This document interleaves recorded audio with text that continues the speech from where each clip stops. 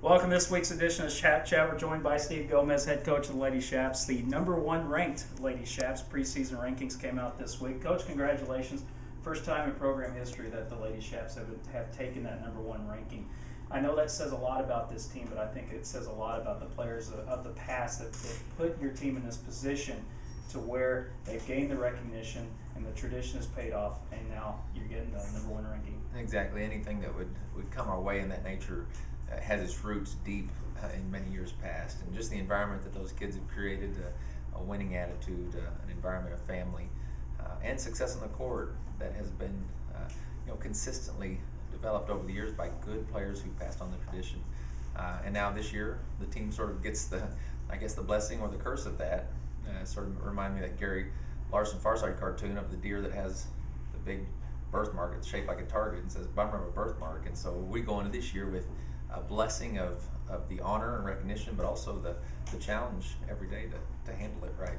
What will be the toughest part for the team? Is it the mental aspect? Is it the X's and O's for the fact that everybody's going to be gunning after you? What is the hardest aspect of being a number one team, do you think? Well, hopefully these girls here every day are expected out of themselves a very high standard of execution, of mental preparation, and just hopefully that will just continue. There's no reason to change that. They just have to realize everybody's going to even up their ante a little more against us. We just can't let our guard down, and so much you see complacency in people's approach to life, to personal habits, to a game, and those things will be exposed pretty quickly. So the big challenge for us is to handle the adversity that for sure will come. There'll be games, there'll be stretches of games that we just don't seem to play well.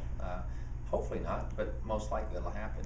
And just to see how we respond to that quickly and not let it increase the pressure on us. So that's a big thing. From the national raters that did vote this team number one, what do you think they saw of your team? I think when we're coming back with 6 of our top 8 players from last year, we finished in the Final Four, only team to beat the national champion last year. Knowing we have those 6 back, and then in addition to that, getting 2 players that started the previous year that didn't even get to play last year. So our depth, I think the talent level coming back was high. And also, in addition to that, Oklahoma City lost some talent from last year. They lost a part of their team, but not all of it by any means. And so some of the other traditional NAI powers might have not have as much returning this year. So I think those things combined together sort of put us as well, for right now, that may be the team that has a chance. But I think there's probably 6 to 10 teams that have a chance. With several changes in the Sooner Athletic Conference, especially the loss of Southern Nazarene University, them going to the Division II level. Some maybe look down on the Sooner Athletic Conference, but the ratings don't indicate that. You've got 3 teams in this conference in the top 10. Right, and I think at the end of last year, those 3 teams were in the Elite 8, so we were the only conference to have 3 teams left standing that late in the year. And despite losing Southern Naz, who was a conference top 3 team last year and national tournament team, Oklahoma Christian's been traditionally good, and Northwestern's been competitive, but last year they were the 7th and 11th place teams in our conference, and so we're not losing the top end. The top end of the conference is returning and expected to be as strong as it usually is. Well, basketball season just around the corner. I know when the rankings come out, you kind of look at things and go, wow, it is around the corner. Season tips off next week. Yeah, a week from tomorrow, a week of scrimmage again tomorrow, and then games start, and it's really on us. And then it'll be a whirlwind, and we'll look back in March and hopefully have lived up to some of the expectations this team has set. Coach, thanks for joining us. Thank you very much. That's Steve Gomez, head coach of the Lady Chaps. Well, now we take a look at the other sports around the world of LCU athletics. It's Senior Week this week as 3 of the programs celebrating Senior Week and honoring their seniors. We start with volleyball.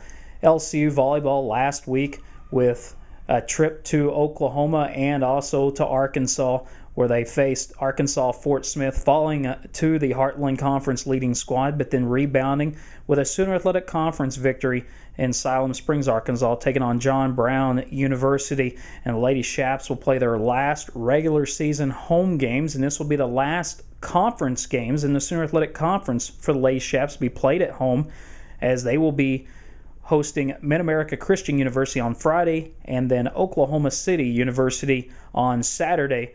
And that game on Saturday, LCU will be honoring their senior members. Now we take a look at soccer.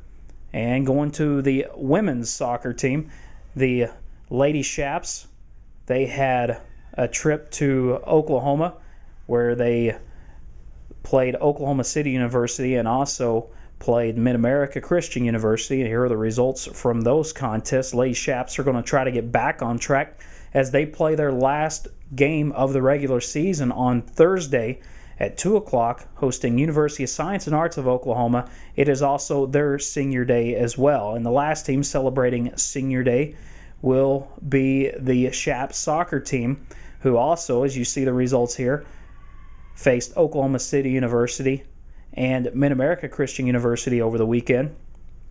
And they play their last regular season home game Thursday, taking on University of Science and Arts of Oklahoma at 4 o'clock. That game follows the women's contest. Their seniors will be honored before the game. And then the Shaps will wrap up the regular season on Tuesday up the road at Plainview, taking on Wayland Baptist University. Well, men's cross country, as we take a look at their results, they went and ran up in Kansas at the NAI Mid-States Invitational Run. And as you see the results, that finish by the Shaps has put them into the polls. And the Shaps cross country team ranked number 18. It's their first appearance in the NAI Top 25 polls since 1996.